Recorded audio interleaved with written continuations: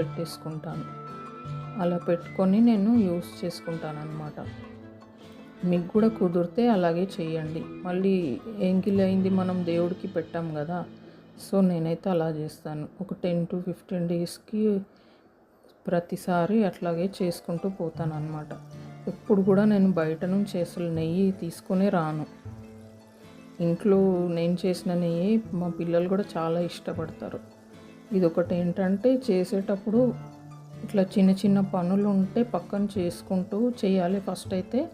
ఇంకా నెక్స్ట్ వేడి అవుతూ ఉంటే మనం అక్కడే ఉండాల్సి వస్తుంది దగ్గర కలుపుకుంటూ. ఎందుకంటే అడుగంటిపోతుంది. అడుగంటితే బాగుండదు నెయ్యి, మాడిన వాసన వస్తుంది అన్నమాట.